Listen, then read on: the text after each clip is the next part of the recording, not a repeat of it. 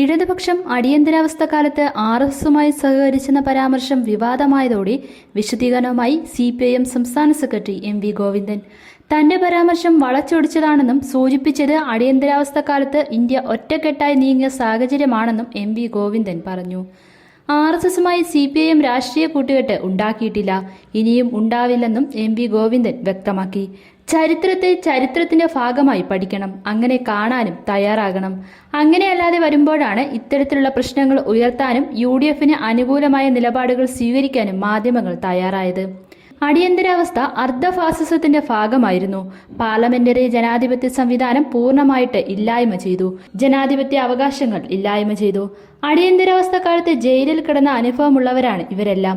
ആ അർദ്ധഫാസിസ്റ്റ് രീതിയിലുള്ള കോൺഗ്രസ് നടപ്പിലാക്കിയ വാഴ്ചയ്ക്കെതിരെ രാഷ്ട്രീയ മുന്നേറ്റം നടന്നു.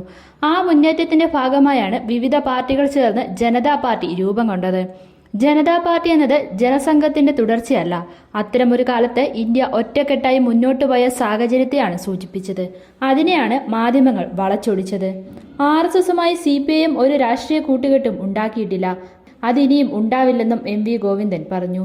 എന്നാൽ കോൺഗ്രസ് വിമോചന സമരത്തിന്റെ ഘട്ടത്തിൽ RSSുമായി ചേർന്ന് പ്രവർത്തിച്ചിട്ടുണ്ടെന്നും MV ഗോവിന്ദൻ വിമർശിച്ചു.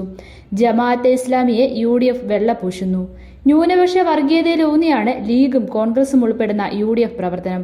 LDFന് ഒരു വർഗീയ ശക്തിയുടെയും ആശീർവാദം വേണ്ടെന്നും മുഖ്യമന്ത്രി പറഞ്ഞു. ഈ രാഷ്ട്രീയമാണ് ഞങ്ങൾ മുന്നോട്ട് വയ്ക്കുന്നത്. വർഗീയതയ്ക്കെതിരായ നിലപാടാണ് LDF സ്വീകരിച്ചതെന്നും MV ഗോവിന്ദൻ പറഞ്ഞു. അടിയന്തരാവസ്ഥ കാലത്ത് RSSുമായി സഹകരിച്ചിട്ടുണ്ടെന്ന CPIM സംസ്ഥാന സെക്രട്ടറി MV ഗോവിന്ദന്റെ തുറന്നു പറച്ചിലിൽ വ്യക്തത വരുത്തി സംസ്ഥാന സെക്രട്ടേറിയറ്റ് അംഗം M സ്വരാജ്.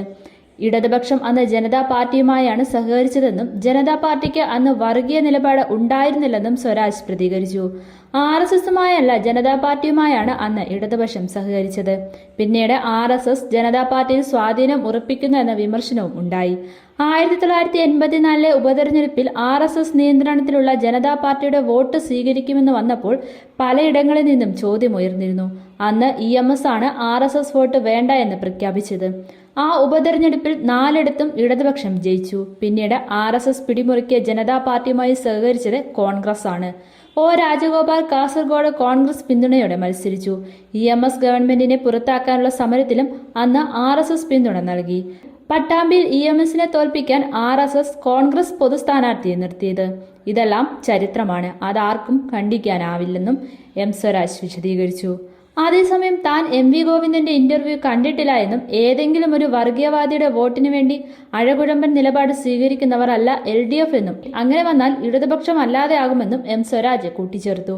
തിരഞ്ഞെടുപ്പിന്റെ തലേ ദിവസങ്ങളിൽ ഉയർന്നു വരുന്ന ഇത്തരം ആരോപണങ്ങൾ CPIMന് വലിയ വെല്ലുവിളിയാണ്. ലോക്സഭാ തെരഞ്ഞെടുപ്പ് സമയത്ത് ഉയർന്നു വന്ന EP ജയരാജൻ വിവാദവും ഇപ്പോൾ ഉപതെരഞ്ഞെടുപ്പ് സമയത്ത് തലപൊക്കിയ MV ഗോവിന്ദൻ വിവാദവുമെല്ലാം CPIMന് മേലുള്ള വിശ്വാസത്തിനാണ് മങ്ങലേൽപ്പിക്കുന്നത്.